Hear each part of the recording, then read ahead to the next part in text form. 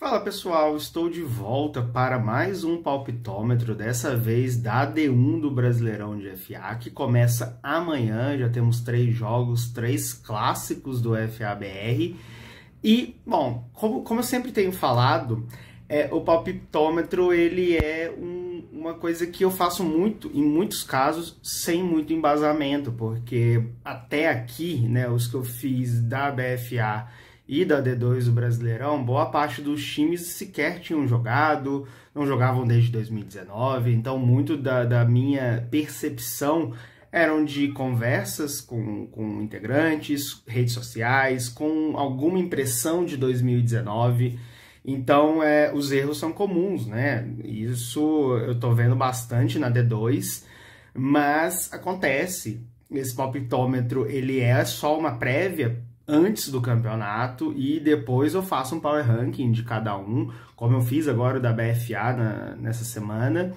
E é isso, a diferença aqui da D1 é que muitos times já jogaram, muitos times participaram de estaduais, já tem um material bem grande para a gente falar, e vai ser um pouquinho interessante fazer esse trabalho que aqui na D1 é muito mais difícil do que é na D2, e muito mais difícil também do que é na BFA, né? A previsibilidade nesses outros campeonatos eu acho que é até um pouco maior do que na D1.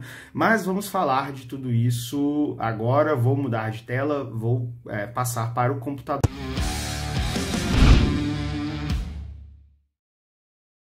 Bom, vamos começar explicando como sempre, tá? São 4 divisões, times que só participam para mim da competição, são times que ainda não estão maduros, ou times mais fracos, né? Mas principalmente considerando o todo do que a gente vê aqui na D1, que é um nível muito mais próximo do que nas outras competições que falamos até aqui.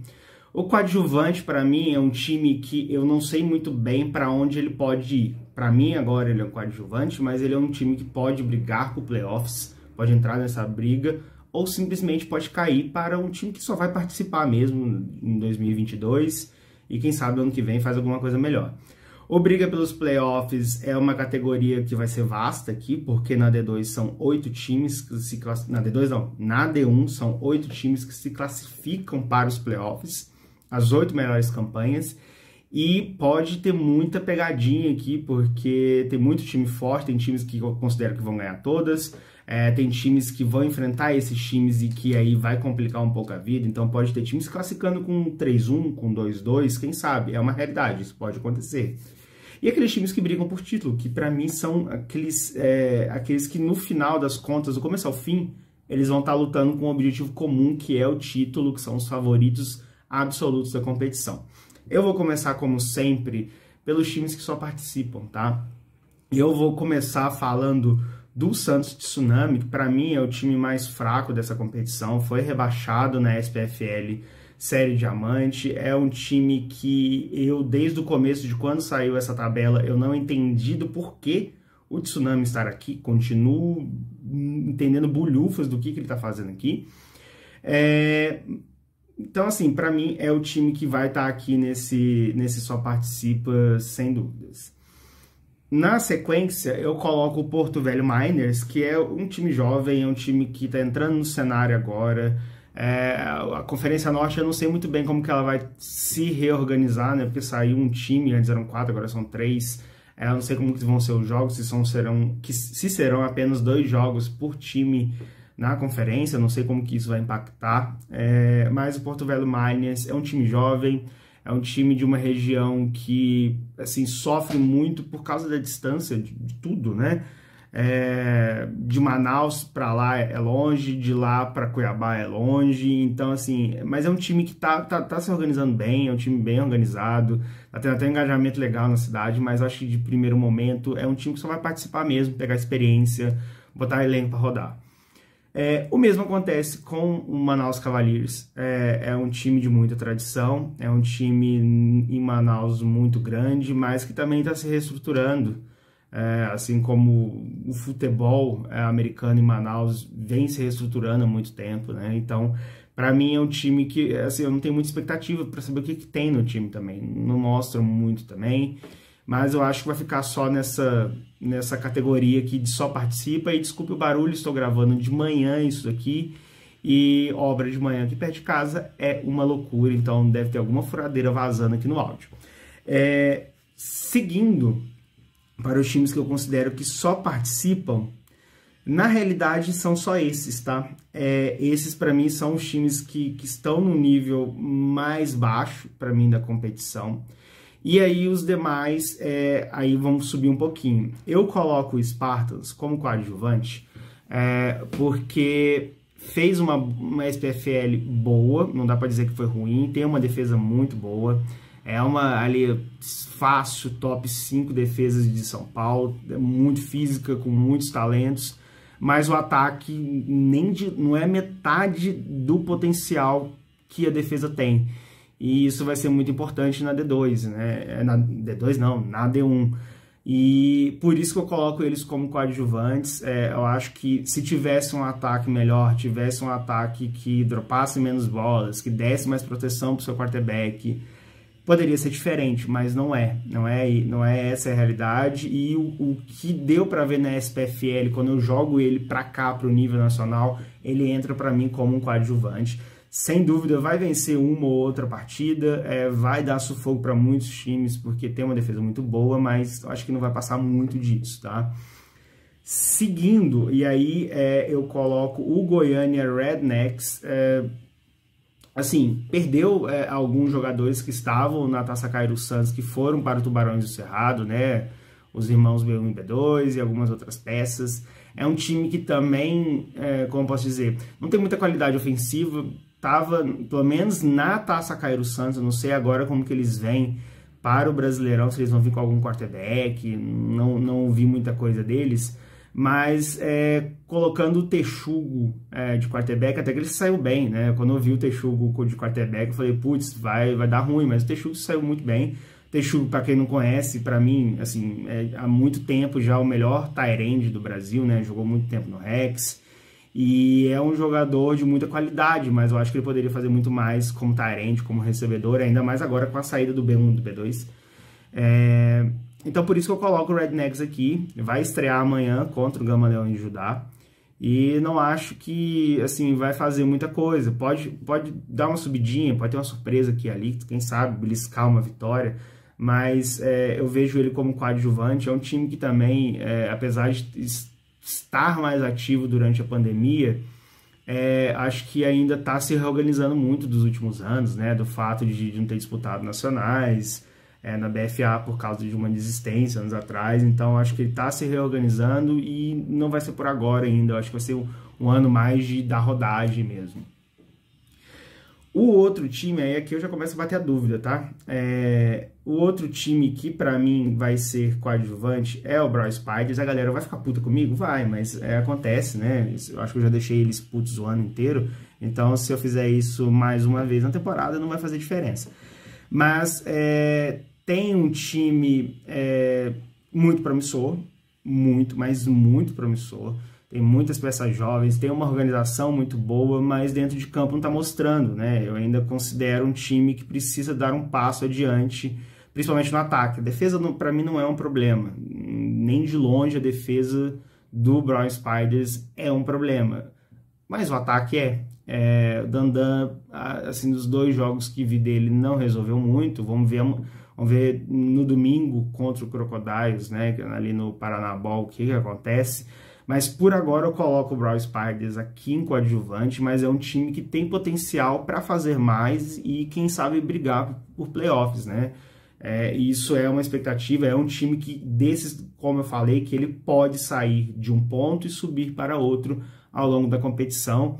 São 4 jogos, então ainda tem tempo para evoluir. E é um time que eu boto muita fé desde o começo da temporada, mas que precisa mostrar dentro de campo, né? E eu acho que se tem alguém que pode subir, assim, para uma briga para playoff de fato, esse time é o Brawl Spiders. E numa condição parecida eu coloco o Paraná HP. Também não mostrou muita coisa. Novamente, defensivamente, não é um problema. Mesmo que eu ache que as defesas do Paraná precisem ser testadas fora do Paraná, contra ataques mais organizados, contra ataques de mais qualidade. não é um problema, nem de longe não era nos últimos anos. O HP sempre teve uma das melhores defesas do sul do país, mostrou isso em dezenas de oportunidades nos últimos anos, mas o ataque é um puta de um problema, né? Então, para mim, tá aqui ainda é um time que também pode mudar de posicionamento, né? A gente sabe que é outro time muito bem organizado. Os times do Paraná são todos muito bem organizados. Mas em questão de ataque é um estado que, pelo menos nesses 3 grandes times do estado, passa por como posso dizer, por uma entre-safra uma saída de jogadores mais experientes que aposentaram, que eram muito bons, né? Todos os rankings de touchdowns do país, sempre tem alguém do Paraná liderando. Isso aí. E tá tendo uma mudança, né? Muito jogador jovem entrando, são times que têm categorias de base muito boas, a gente viu isso no Sub-23 ano passado, então são times que podem mudar um pouquinho de posição. Aí, seguindo, aqui vai entrar muito por causa de duelo, tá? São times que daqui para cima são times que vão ter duelos muito parelhos, com times muito próximos um do outro, e que vão enfrentar também aqueles que para mim são os favoritos por briga por título. Então, aqui na briga pelos playoffs é onde eu superloto o rolê, tá? Eu vou começar pelo Manaus, porque eu não sei como é que vai ficar a situação lá do norte, porque agora são só 2, assim, pelo menos na tabela estão só 2 jogos. Se atualizou, eu não sei, e aí eu peço desculpas, me atualizem nos comentários. Mas o Manaus ainda assim é um favorito para entrar nos playoffs, né? É um time muito organizado, um time que tem um projeto muito bom, um projeto em evolução, financeiramente está começando a colher frutos, né? Porque precisa muito do lado financeiro, porque qualquer viagem saindo de Manaus é muito caro, é muito longe, então é um time que é obrigado a fazer isso, né? Ou ele faz isso, ou ele simplesmente não existe a nível nacional, infelizmente. Mas é um time que tem muita qualidade, né? Com o QB Julio Vasquez, tem head coach mexicano que chegou lá para criar um projeto, para criar uma filosofia, tem muitos reforços, tem o El, tem o Billy, tem o Minitron, tem uma galera jogando lá de muita qualidade e de renome nacional. Então é um time que sim, para mim, vai brigar por playoffs. E aí eu coloco... Vou começar aqui mais de cima mesmo. Eu coloco o Corinthians Steamrollers. Sofreu bastante na SPFL em alguns sentidos, sim, mas é um time que tem muito potencial. Precisa ajustar questões de faltas, que é o grande problema do time, né? Porque tem um corpo de recebedores bom, tem bons running backs, tem um bom quarterback, tem uma boa defesa, mas as faltas foi assim... puta de um calcanhar de Aquiles na SPFL. Eu espero que o time evolua, e é muito o que eu falei, é muito questão de tabela.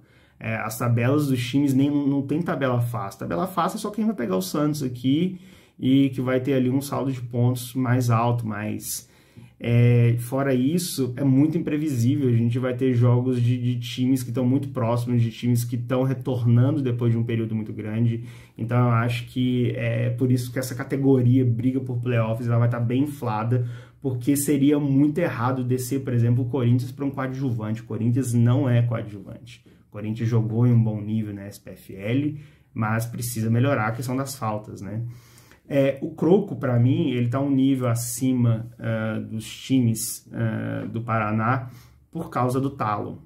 O Talon, ele fez uma partida, não foi uma partida muito boa, mas eu soube que ele treinou pouco também, não chegou a treinar muito com o time, mas o Croco, ele tem ótimos recebedores, principalmente ele com o Bernardo Reirevich e com o Atos Daniel, são assim, 2 nomes assim, gigantes nas suas posições.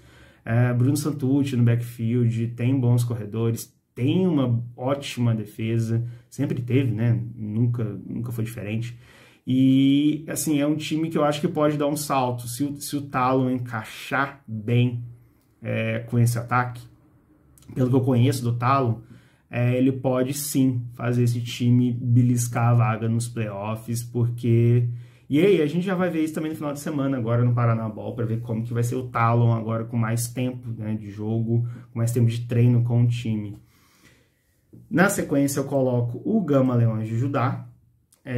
Vai ter uns duelos bem complicadas, ele pega Villers, ele pega Rondonópolis, assim, não é uma tabela fácil, mas é um time que eu quero ver como é que ele vai lidar agora, já que muitos dos reforços que ele levou lá para Taça Caio Santos voltaram para os seus times, tipo, tinha gente do Flamengo, Tritões, e eu quero ver como que vai ser, né? Principalmente se vai continuar só na dobradinha Ronel, Dimitri, ou se vai ter alguma coisa diferente, o que essa galera preparou, porque teve tempo, né? Teve um pouco mais de um mês, eu acho, de preparação.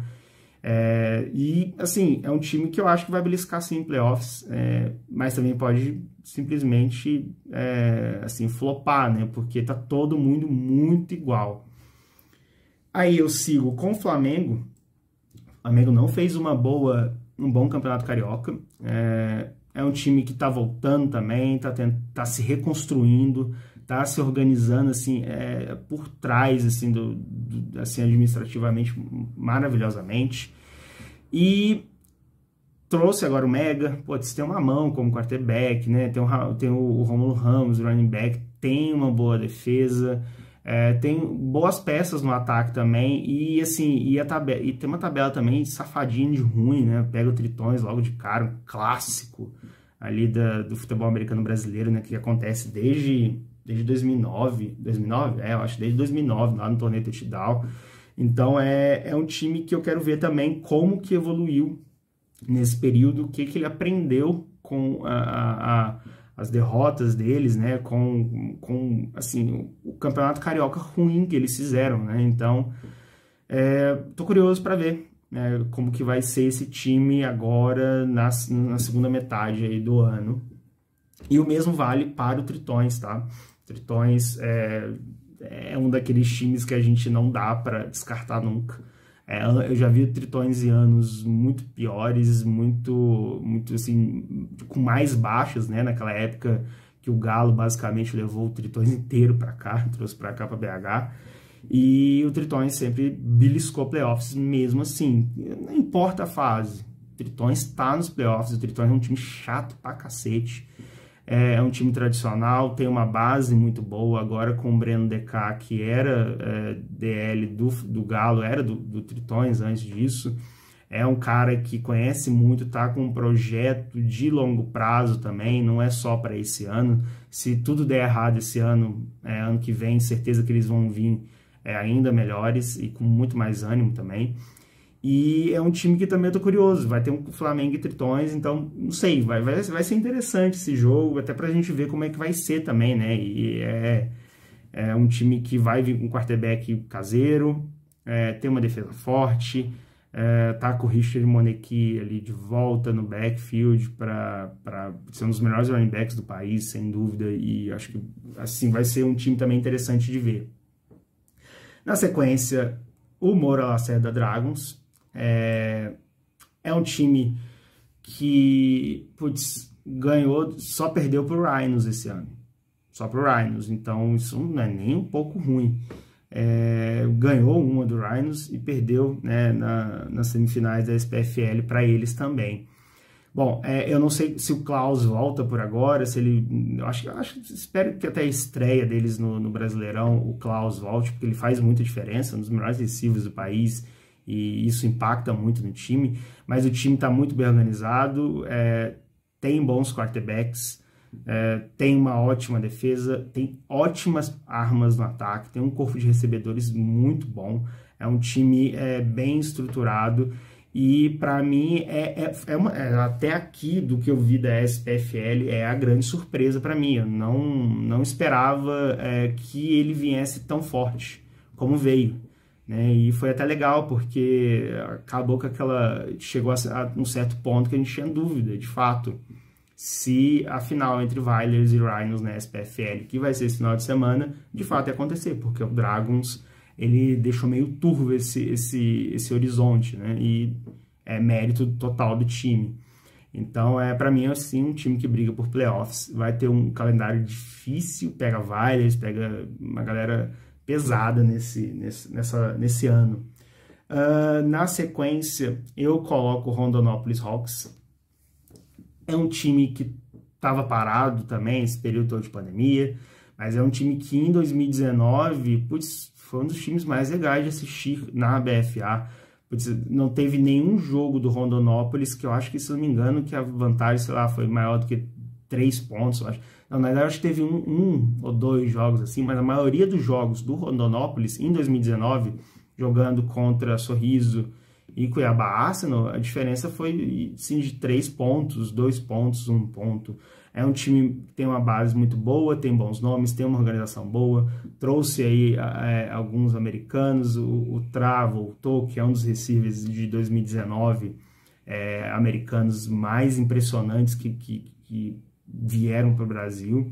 Tem agora um outro americano, que eu me esqueci o nome dele, mas é um time que está se organizando, é um time que tem projeto a longo prazo, tem uma captação de recursos muito boa, e eu acho que pode beliscar também, vai ficar muito ali, porque boa parte dos times que eu estou colocando aqui se enfrentam, e o que pode ser bom para os times de baixo também, né? Mas tá tudo muito parelho, nesse nível aqui que eu estou colocando, tá todo mundo muito próximo, tá? E o último time dessa categoria, eu coloco o Cruzeiro. O Cruzeiro, antes dos anúncios dessa semana, eu não colocaria ele aqui, eu colocaria ele como coadjuvante, mas a chegada do Álvaro Fadini, do Dan Miller como head coach, e certeza de mais jogadores até a próxima janela, principalmente do Brasileirão, que eu acho que é no meio de agosto, certeza que esse time vai se reforçar, vai trazer mais peças, vai dar uma elevada no seu nível. E assim como todos os outros, um 2-2 para ele não é um crime, né? Ele vai, assim, não duvido que o Galo vá vencer do Cruzeiro amanhã, inclusive eu estarei lá nessa partida. Mas um 2-2, se ele conseguir perder uma para o Galo, perder uma segunda partida e ganhar as últimas duas, já com um elenco mais inflado ali com reforços, eu acredito que o Cruzeiro pode sim beliscar playoffs. É difícil? Mas pode, né? Todo mundo nesse grupo do briga pelos playoffs tá muito parelho. Simplesmente pode não se classificar porque vai perder 1 ou 2 jogos, e aí às vezes algum time desses que estão entre os coadjuvantes, eles podem vencer mais, ter um saldo melhor e se classificar, porque é um campeonato muito parelho. O campeonato foi desenhado para ser assim, e olhando no geral é assim. Vai ter algumas goleadas? Vai. Isso vai rolar, porque às vezes a viagem desgasta o time não está num dia bom, mas vai rolar goleada. Isso vai rolar, mas isso não significa que o campeonato não seja parelho. Olhando o nível do... Eu vou falar disso daqui a pouco. Daqui a pouco eu falo disso. Agora eu vou para os times que eu considero que são, para mim, os 3 favoritos, né? Não tem nem muito o que falar. O Galo está disputando BFA e Brasileirão? Sim, mas o Galo é indecente o que o Galo fez na última semana, anunciando Otávio e Duzão. A OL do Galo já é uma coisa assim, criminosa, porque não importa a DL, a DL do Tubarões, que tem lá o Pombão e o James, basicamente nem arranharam a OL do Galo, e aí agora eles me trazem 2 dos melhores OLs do país, talvez os 2 melhores do país, assim, agora, né? E aí, sei lá, se tivesse o Polis, por exemplo, como tinha alguns anos atrás, ele ia ficar mais indecente ainda. Mas assim, é um time que vai rodar elenco, não duvido disso. Esse final de semana joga no sábado pelo Brasileirão e no domingo pela BFA. Então a gente vai ver muito como que é a profundidade desse elenco do Galo, mas não tem como não colocar ele ali como favorito. Se colocar o Miguel para jogar, vai jogar bem. Se colocar o Agnaga, vai jogar bem. Se o Pérez não jogar, vai jogar bem. Se o Rafael Fadini não jogar, vai jogar bem. Ele vai jogar bem de qualquer forma. Então é difícil. O Galo é foda. O Galo é difícil de argumentar qualquer coisa, achar um ponto negativo do Galo. É complicado. O único ponto negativo pode ser o cansaço, né? A única coisa que pode atrapalhar esse time é, de fato, o cansaço de estar jogando 2 torneios, principalmente em período de playoffs, que em playoffs ele vai pegar só pedreira nas 2 competições. O Rhinos para mim sim é favorito, tem problemas, eu acho que dos 3 que eu colocar aqui é o que tem um pouco mais de problemas para ajustar, principalmente na defesa, contusões também. Mas eu acredito que a molecada do Rhinos Academy vai subir, vai dar uma inflada nesse elenco e vai elevar o nível, porque tem muita gente boa no Rhinos Academy, tem muita gente.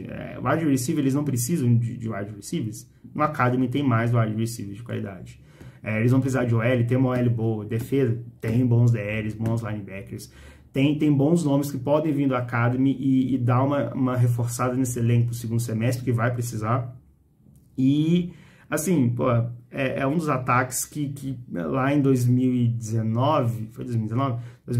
A memória tá ficando curta já, 2019 quase bateu o Galo, né, assim, foi por pouco, né, foi assim, não, foi 2018? Eu não tô lembrando, acho que foi 2018, quase bateu o Galo, no auge do Galo, então, é complicado deixar o Rhinos de fora por um errinho ou outro, o Rhinos é favorito, tem um ataque maravilhoso, tem uma OL muito boa, e eu acho que o primeiro teste de fogo para isso é exatamente a partida contra o outro aqui, né, contra o Rio Preto Wilders, que, porra, desculpa a palavra, mas tem um puta de um time, né, Corey no comando do ataque ali, ou o Caravita também quando entrando, vai rodar muito bem, é aquilo, se o Corey não jogar de quarterback, você tem um Caravita que é um ótimo quarterback, e você não perde muito porque você vai ganhar o Corey no backfield.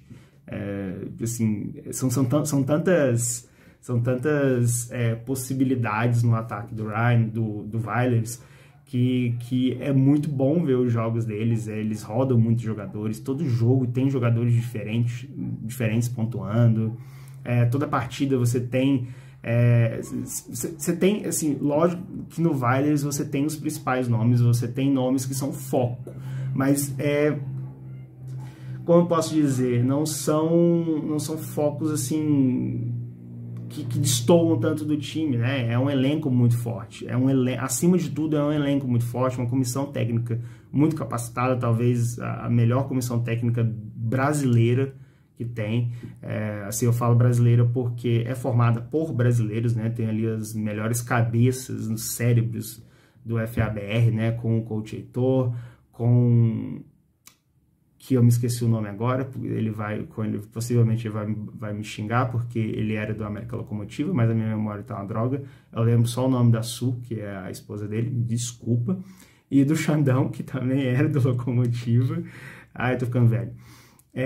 Mas assim, é um time que, putz, a gente tá louco para ver ele jogando nesse nível, né? E aí, voltando, você olha isso daqui, não é que nem, e assim, me desculpa BFA, mas não é que nem na BFA, que você vê um monte de times sem, assim, como posso dizer, sem qualidade, para ser bem sincero, times jovens, times que ainda estão se desenvolvendo e que vão só participar da competição. Aqui você vê muitos times ali no meio parelhos, lógico que Galo, Rhinos e Vales para mim estão no nível um pouco mais alto, mas ali no nível mediano você tem muitos times, quase metade tá ali no mesmo nível para mim, e isso faz com que o campeonato se torne muito parelho. É um campeonato menor, é um campeonato mais curto, mas é um campeonato de muita, mas muita qualidade. Eu não duvido que na primeira fase ele seja muito, mas muito melhor do que a BFA. Nos playoffs a BFA pega fogo. Aqui também vai pegar. Mas, assim, no todo, esse plantel ele é muito melhor, né? Esses nomes que a gente vê aqui, ele não deixa, assim, não perde nada para a BFA. Muita gente me pergunta isso. E essa é a minha resposta. Sim, eu acho que os times da D1 do Brasileirão de FA são melhores. No todo, como um todo, eles podem fazer um campeonato muito melhor. E isso é por causa da fórmula, né? A ideia, a coisa de dividir em D1 e D2 foi a melhor escolha. A escolha da BFA não foi boa, não tenho a menor vergonha de falar isso, não foi boa. Juntar times novos, juntar times que estavam no acesso em 2019 com times que são, assim, historicamente destruidores de outros times, não importa de qual nível esses times sejam.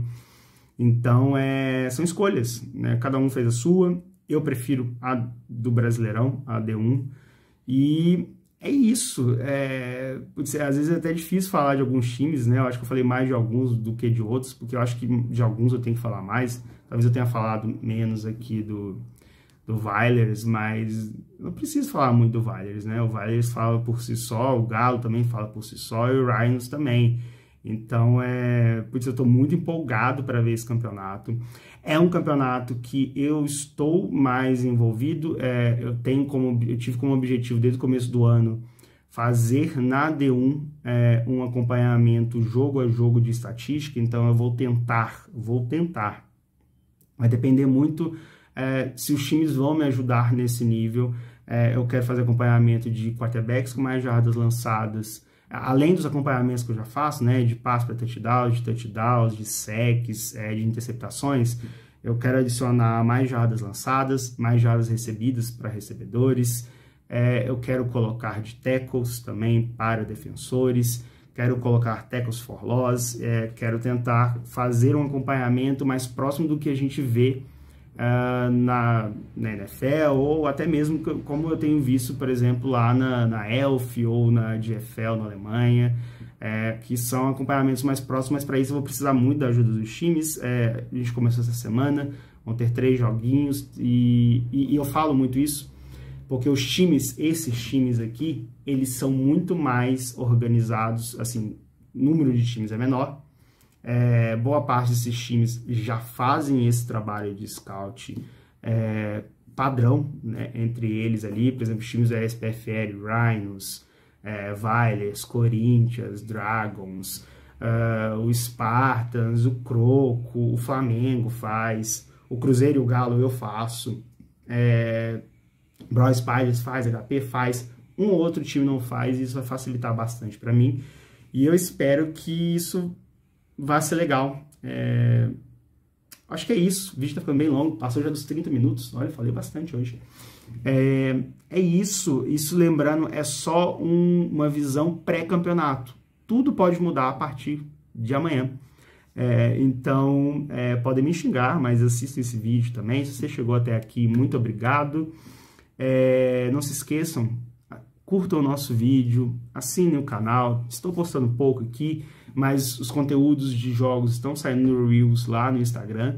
Então é isso, amanhã começa o Brasileirão, bora acompanhar, vão ter lives, eu acho que vai ter live do Galo e Cruzeiro, Tritões e Flamengo vai ter live também, e Gama Leões de Judá e Goiânia Rednecks também vai ter live. Então vídeos não vão faltar, e eu vejo vocês na próxima, não sei quando que vai ser essa próxima, mas até lá, quer dizer, na verdade a próxima é semana que vem, nos palpites certos da Rival, lá da BFA, inclusive o vídeo já está aqui, publiquei antes desse aqui, então assistam lá. E é isso, até a próxima, tchau, tchau.